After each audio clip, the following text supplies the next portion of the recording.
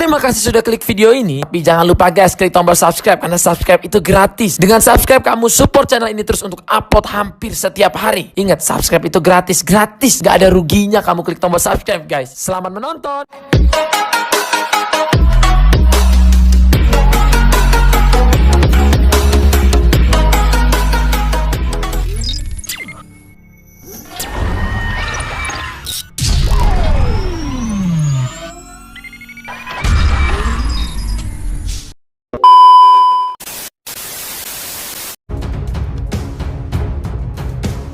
Jenderal ini dalam bahaya besar. KM50 temui titik terang. Ini perintah tegas Kapolri pada perusak CCTV KM50.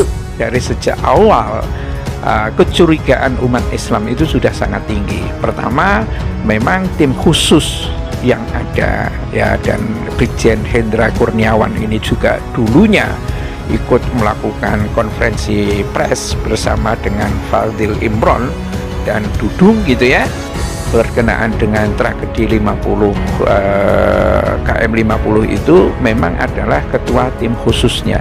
Tetapi dengan adanya sidang yang sekarang mulai dibuka secara live, banyak yang live streaming tentang kasus Duren 3 yang melibatkan banyak pihak ini, dan Brigjen Hendra Kurniawan berserta dengan beberapa orang itu menghadapi tuduhan obstruction of justice, itu menjadi semakin tampak bahwa memang mereka juga gitu loh yang melakukan apa yang terjadi di KM50 itu. Terdakwa Hendra Kurniawan SIK ditelepon oleh saksi Ferdi Sambo dan mengatakan, "Bro, untuk pemeriksaan saksi-saksi oleh penyidik Selatan di tempat bro aja ya, biar tidak gaduh karena ini menyangkut mbakmu masalah pelecehan. Dan tolong cek CCTV komplek." Lalu sekira pukul 08.00 waktu Indonesia Barat, terdakwa Hendra Kurniawan SIK menghubungi saksi Ari Cahya Nugraha SHSIK MSI alias Acai yang merupakan tim CCTV pada saat kasus KM50 namun tidak terhubung. Kemudian terdakwa Hendra Kurniawan SIK menghubungi saksi Agus Nurpatria Adi Purnama SIK melalui WhatsApp call dan meminta agar ke ruangan terdakwa Hendra Kurniawan SIK. Kalau seandainya ada keinginan ya untuk membuka kembali KM50, ya ini entry point yang baru ya. Acai itu adalah saksi mahkota.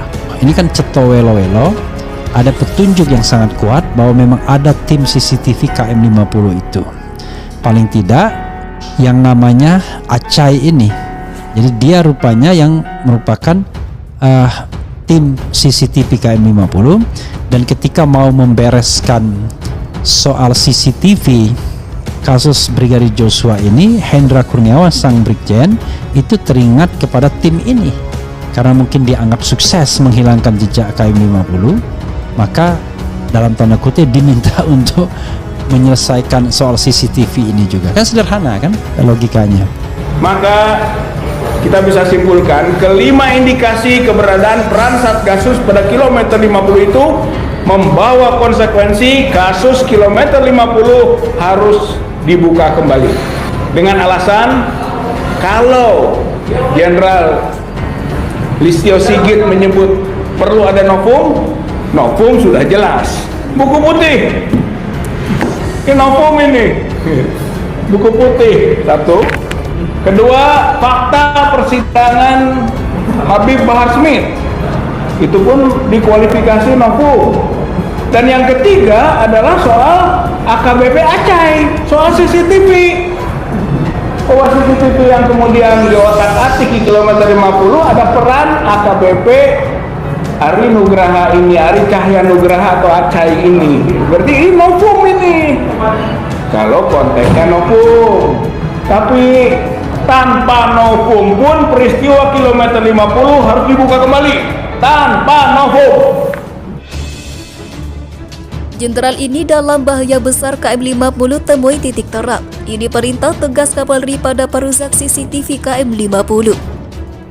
Lewat Brigadir J, kasus KM50 mulai terkorek lagi. Aziz Yanuar, apakah Bapak Kapolri yang terhormat berani mengungkap ini semua? Terungkapnya kasus obstruction of justice pembunuhan Brigadir J yang menyeret nama AKBP Ari Cahya Nugraha alias Acai yang berperan membantu Ferdi Sambo amankan barang bukti CCTV kembali membuka titik terang kasus KM50. Hal ini juga disorot oleh Ketua Bidang Advokasi DPP Front Persaudaraan Islam atau FPI Aziz Yanuar. Ferdi Sambo merupakan terdakwa perintangan penyidikan dan pembunuhan berencana terhadap Brigadir J. Sementara Acai sosok yang diduga mengamankan CCTV di kasus unlawful killing atas 6 anggota FPI. Aziz mengatakan kasus KM50 adalah kejahatan HAM yang sistematis, meluas serta diduga menargetkan FPI dan Habib Rizik Syihab. Menurut Aziz, dugaan pemusnahan CCTV di rest area KM50 sebagai bentuk menghilangkan jejak, pengaburan narasi dengan skenario palsu tembak-menembak dan pembuatan laporan oleh Komnas HAM. Walaupun lanjut Aziz, banyak bukti-bukti yang seiring berjalannya waktu bermunculan, seperti keterlibatan Satgasus pimpinan Ferdi Sambo dalam memusnahkan barang bukti dan merekayasa skenario tembak-menembak.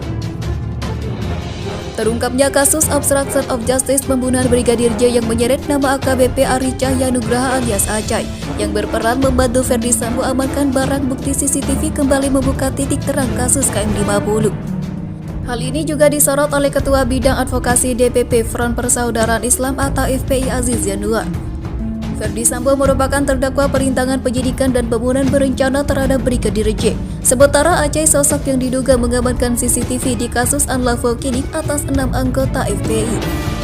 Aziz mengatakan kasus KM50 adalah kejahatan HAM yang sistematis, meluas serta diduga menargetkan FPI dan Habib Rizik Syihab. Menurut Aziz, dugaan pemusnahan CCTV di rest area KM50 sebagai bentuk menghilangkan jejak, pengaburan narasi dengan skenario palsu tembak-menembak dan pembuatan laporan oleh Komnas HAM. Walaupun lanjut Aziz, banyak bukti-bukti yang seiring berjalannya waktu bermunculan, seperti keterlibatan Satgasus pimpinan Ferdi Sambo dalam memusnahkan barang bukti dan merekayasa skenario tembak-menembak. Hal ini juga disorot oleh Ketua Bidang Advokasi DPP Front Persaudaraan Islam atau FPI Aziz Yanuar. Ferdi Sambo merupakan terdakwa perintangan penyidikan dan pembunuhan berencana terhadap Brigadir J. Sementara Acai sosok yang diduga mengamankan CCTV di kasus unlawful killing atas 6 anggota FPI. Aziz mengatakan kasus KM50 adalah kejahatan HAM yang sistematis, meluas serta diduga menargetkan FPI dan Habib Rizik Syihab. Menurut Aziz, dugaan pemusnahan CCTV di rest area KM50 sebagai bentuk menghilangkan jejak, pengaburan narasi dengan skenario palsu tembak-menembak dan pembuatan laporan oleh Komnas HAM. Walaupun lanjut Aziz, banyak bukti-bukti yang seiring berjalannya waktu bermunculan, seperti keterlibatan Satgasus pimpinan Ferdi Sambo dalam memusnahkan barang bukti dan merekayasa skenario tembak-menembak.